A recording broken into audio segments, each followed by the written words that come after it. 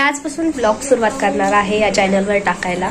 आणि आज तुम्ही बघू शकता की आज आमची इथं दिंडी येणार आहे आणि त्या दिंडीचं आम्ही स्वागत करणार आहे। तर आमची इथं खूप सुंदर अशी रांगोळी काढलेली आम्ही आणि आता थोड्याच वेळात दिंडी येणार आहे, मग आपण त्याचं स्वागत करूया। आजपासून मी माझ्या ब्लॉगला सुरुवात करत आहे।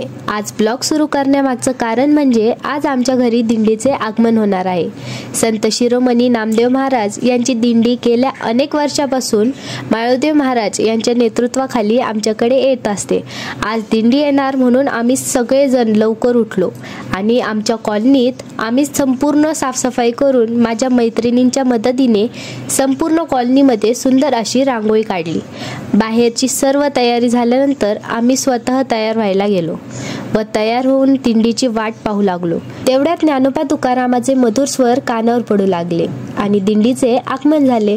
दिंडीचे आगमन होताच सर्वप्रथम विनेगरी बाबांचे आम्ही चरण स्पर्श करून आशीर्वाद घेतले व आमच्या गल्लीतल्या सर्वांनीच त्यांचे पाय धुवून पूजन केले।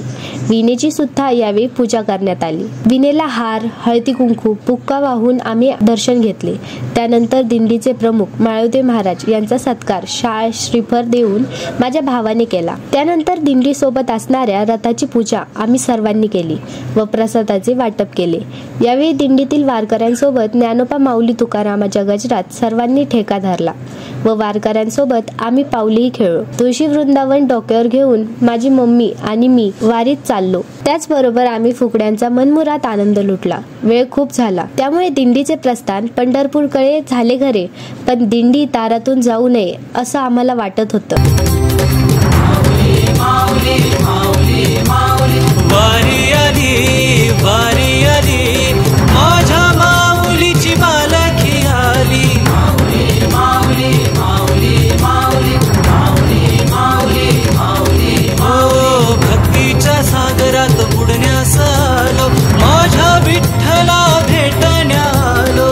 माऊली माऊली माऊली, हो चला रंगूया विठ्ठल रंगात दंग होऊया भक्तीच्या भजनात। माऊली माऊली आज साऱ्या मनात, माऊली माऊली माऊली माऊली माऊली, मज ब्रह्मानंदी नाद लागला, आज विठ्ठल डोळे भरून पाहिला।